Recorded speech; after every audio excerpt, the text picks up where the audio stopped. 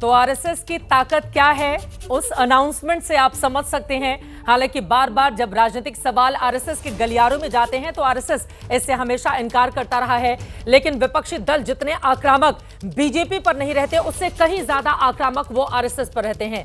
इसके पीछे का इतिहास क्या है वो भी आपको बताएंगे, लेकिन राकेश जी एक बार फिर से आपके पास आते हुए, चूंकि जो भी आरएसएस का प्रचारक होता है उसका एक भावनात्मक रिश्ता होता है जो सबसे पहले आता है, और आरएसएस के प्रचारक को मानसिक तौर पर उसी रूप में तैयार किया जाता है। राष्ट्र सबसे पहले, आप खुद सबसे बाद में हैं। तो आज जब पीएम वहां पर पहुंचेंगे, मैं चाहूंगी कि उनकी जो राजनीतिक यात्रा रही उसके पहले आरएसएस के प्रचारक के तौर पर उनकी जो भूमिका रही उस पर जरा रोशनी डालें आप। देखिए, नरेंद्र मोदी जी स्वयंसेवक बने। स्वयंसेवक बनने के बाद जब प्रचारक के रूप में निकले तो गुजरात में 2 स्थानों पर विभाग प्रचारक के रूप में काम किया। जो लोग संघ में नहीं हैं उनको मैं बता दूं कि जब संघ में पूर्णकालिक कार्यकर्ता के रूप में व्यक्ति निकलता है तो अपने घर द्वार से एक तरह से नाता रिश्ता तोड़ लेता है। आरएसएस ही उसका घर द्वार होता है, आरएसएस का विचार व्यवहार ही उसका विचार व्यवहार होता है, एक नए रूप से संस्कारित होता है। प्रधानमंत्री मोदी जी ने संघ को एक पवित्र संगठन कहा है। इसका एक बड़ा कारण है कि संघ स्वार्थ के पौधे को काटता है, निस्वार्थ के वट वृक्ष को बढ़ाता है। यानी जो भी सुबह से लेकर रात तक, यानी आंख खोलने के बाद संघ में जो प्रार्थना होती है उसमें गंगा, कावेरी जैसी नदियों को याद किया जाता है, पूज्य महात्मा गांधी जी से लेकर याज्ञवल्क्य को याद किया जाता है, और आगे की दिनचर्या में यही देखा जाता है कि हम क्या करें जिससे राष्ट्र समृद्ध हो। इस राष्ट्र समृद्धि का मतलब समाज के विरोधाभास को दूर करना, सांस्कृतिक एकता पैदा करना और राष्ट्र के लोगों को एक तरह में भ्रातृत्व जोड़ना। तो प्रधानमंत्री मोदी जी उस विभाग प्रचारक की यात्रा से आगे बढ़ते हुए जब बढ़े तो इमरजेंसी में उनकी बड़ी भूमिका थी। भारतीय जनता पार्टी में जब उनको भेजा गया तो भारतीय जनता पार्टी में विभिन्न दायित्वों पर है। यानी मोदी जी के व्यवहार में, जीवन में संघ हमेशा बना रहा है। आज का दिन इसलिए महत्वपूर्ण है, मैं चित्रा जी बता दूं कि जब महात्मा गांधी 1934 में संघ के वर्धा में संघ के कैंप में गए थे उत्सुकता वर्ष संघ को देखने, तब उत्सुकता थी।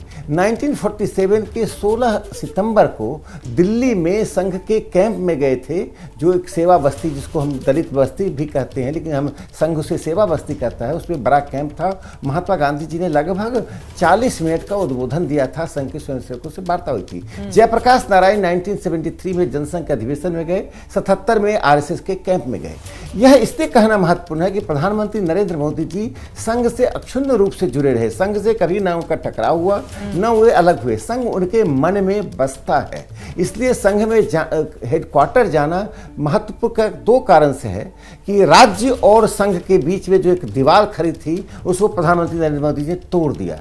प्रधानमंत्री मोदी छवि आधारित राजनीति नहीं करते हैं, यानी किससे मेरी छवि बनेगी वह काम नहीं करते, वो करते हैं उससे छवि बनती है। कृत्रिम छवि के आधार पर काम नहीं करते हैं। तुष्टीकरण की नीति पर जो करना था किया, छवि की चिंता नहीं की। आज संघ में आने से पूर्व जो पूरी दुनिया में संघ में एक गलत नैरेटिव, न्यूयॉर्क टाइम्स से लेकर वाशिंगटन पोस्ट तक, गार्डियन से लेकर टेलीग्राफ तक लंदन में एक बनाया है, विदेशी मार्क्सवादी और उदारवाद लेफ्ट लिबरल ने बनाया है। प्रधानमंत्री नरेंद्र मोदी जी के जाने के बाद संघ पर एक बार फिर से उनको पुनर्विचार करने की जरूरत पड़ेगी। दूसरी बात जो मैं कहना चाहता हूँ भारत के राजनीतिज्ञों को, खास करके राहुल गांधी को, जिनको मैं पिछले 10 साल से एक ही चीज देखता हूं, संघ को एक गलत रूप में प्रस्तुत करना और संघ की बिना जानकारी का प्रस्तुत करना। मोदी जी यह भी संदेश दिया है जो उन्होंने ब्रॉडकास्ट में कहा है कि संघ लगभग 1.5 लाख सेवा प्रोजेक्ट चलाता है, 75,000 करीब एकल विद्यालय है, 40,000 से अधिक विद्या भारती के स्कूल हैं, और लगभग हजारों लोग घर छोड़कर संघ का काम कर रहे हैं। यह काम किसी व्यक्ति के लिए नहीं बल्कि विचार के लिए करते हैं। एक अंत में बात बता दूं, उसी विचारधारा से तो राहुल गांधी की लड़ाई है। व्यक्ति या संगठन के जीवन, जिस विचार का आप जिक्र कर रहे हैं राकेश जी, उसी विचारधारा के साथ तो उनकी लड़ाई है। मैं यही कह रहा हूं कि लड़ाई लड़ने से पहले जिससे लड़ना चाहते उसको समझ भी तो लें। महात्मा गांधी से बड़े राहुल गांधी नहीं हुए हैं। महात्मा गांधी उसको समझने के लिए 34 में गए, 1947 में गए, और उन्हीं की हत्या के आरोप में संघ को पर प्रतिबंध लगाया गया और संघ उस छवि से जूझता रहा। जो एक अंग्रेजी में कहावत है, give a dog bad name then hang him. तो संघ की गलत छवि बनाकर ये राजनीति की रोटियां सेकते रहें। तो ये राहुल गांधी और उन सभी वामपंथी लेफ्ट लिबरल के लिए संदेश है, यदि संघ से आप लड़ रहे हैं तो पत्थर से सर पीट रहे हैं, खून आपके सर से निकलेगा, संघ का कुछ नहीं होगा, क्योंकि संघ अपने लिए नहीं देश के जीता। एक और बात बता दो, आज प्रधानमंत्री मोदी जी जाएंगे, मोहन भागवत जी ने कहा संघ के नाम पर कोई संपत्ति नहीं है। हेडगेवार स्मारक समिति के नाम पर संघ की संस्थाएं हैं। उस हेडगेवार स्मारक समिति के सदस्यों से, जिसके भैया जी जोशी अध्यक्ष हैं, वो आज मिलेंगे।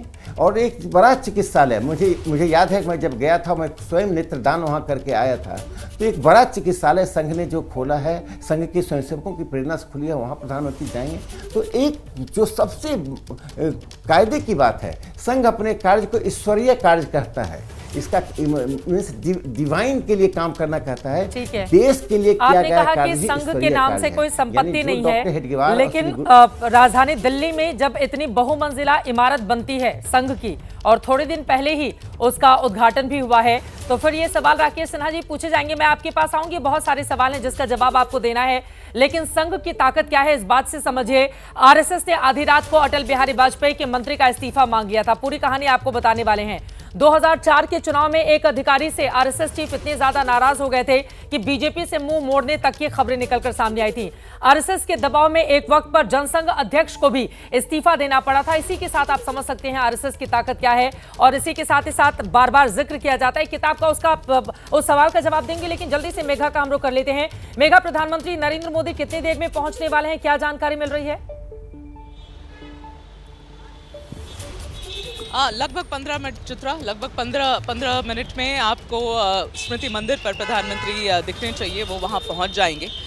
मुझे स्केड्यूल रन कर रहे हैं अभी, जो मेरी जानकारी है वो 9 बजे तक वहाँ आ जाएंगे और उसके बाद आज का कार्यक्रम शुरू होगा। इतनी सारी बातें हो रही है चित्रा स्टूडियो में कि नाराज़गी है, नाराज़गी को दूर करने के लिए प्रधानमंत्री जा रहे हैं, और नड्डा जी के बयान के बाद चीज़ें खटास बढ़ गई राष्ट्रीय स्वयंसेवक संघ के बीच में और भारतीय जनता पार्टी के बीच में। मगर एक तरीके से समझिए, जिस तरीके से बयान प्रधानमंत्री दे रहे हैं, और इसकी जिक्र हम लोग बार बार कर रहे हैं, बयान ऐसा थोड़ी है कि पिछले 3 महीने में ही प्रधानमंत्री ने आरएसएस के बारे में बयान दिया है। प्रधानमंत्री ने हमेशा आरएसएस के बारे में बात करी है, और जब इन्होंने पिछली बार अभी कुछ दिन पहले ये बात कही कि मुझे मेरा जीवन का उद्देश्य ही राष्ट्रीय स्वयंसेवक संघ से मिला है, तो आप समझ सकते हैं कि वो जो रिश्ते हैं ना, वो रिश्ते ना तो आज कायम हुए थे, ना वो जब प्रधानमंत्री बने थे तब कायम हुए थे। ये रिश्तों दशकों का रिश्ता है।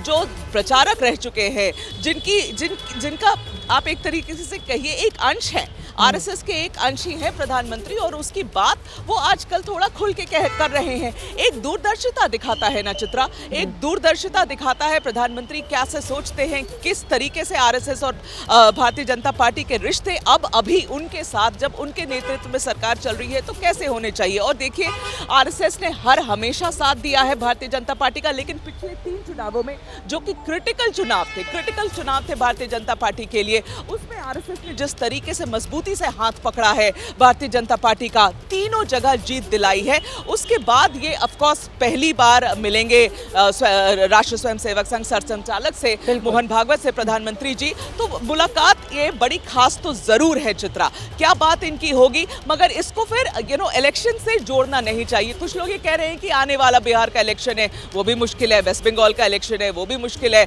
इनके दरवाजे नहीं खुल रहे हैं साउथ इंडिया में, तमिलनाडु का इलेक्शन है। ये सारी बातें छोटी हैं, ये इनके रिश्ते इलेक्शन के नहीं हैं। इनके रिश्ते बहुत गहरे, बहुत पुराने और बहुत मैं कहूँगी बहुत क्लोज भी हैं। हाँ, हो सकता है कभी अनबन होती हो, ज़रूर होती, किसके रिश्ते में अनबन नहीं होती है। और जब मोहन भागवत जी ने पिछली बार जब उन्होंने पहली अपनी स्पीच दी थी, 240 नंबर जब आ गया था भारतीय जनता पार्टी को पिछले इलेक्शन में, और उनकी पहली स्पीच हुई थी, उनका बहुत एनालिसिस हुआ था कि वो प्रधानमंत्री पर सीधा निशाना साध रहे हैं। ऐसा होता नहीं है। मैं आपको आपकी जानकारी के लिए बताऊं ये बात कि ये जो स्पीच लिखी जाती है ना मोहन भागवत की, जिसकी इतनी चर्चा होती है चित्रा, आप और मेरी जानकारी, और जो सुन रहे हैं मुझे, ये मेरी जानकारी है, मैं कोई स्पेक्युलेशन नहीं कर रही हूं कि सरसंघचालक की जो स्पीचेस लिखी जाती है वो 3 से 4 महीने पहले लिखी जाती है। उनमें बस माइनर बदलाव होता है समय के हिसाब से। वो वही कहने वाले थे जो उन्होंने कहा था इलेक्शंस के बाद। तो जो भी बातें, और 4-5 लोग मिलकर ये स्पीच लिखते हैं, जिसकी मतलब आप थ्रेडबेयर एनालिसिस करते हैं। ठीक है, अनबन की बातें थी। आप आज जब प्रधानमंत्री आ रहे हैं तो एक तो उस पर तो विराम लगेगा ही चित्रा, और दूसरी बात है कि शायद एक तरीके से आप समझिए और भी जो भी दूरियां थी उसको आज खत्म करने की कोशिश होगी। लेकिन मेघा, जब मैं वापस लौटूंगी तो मैं इस सवाल का जवाब आपसे जरूर जानूंगी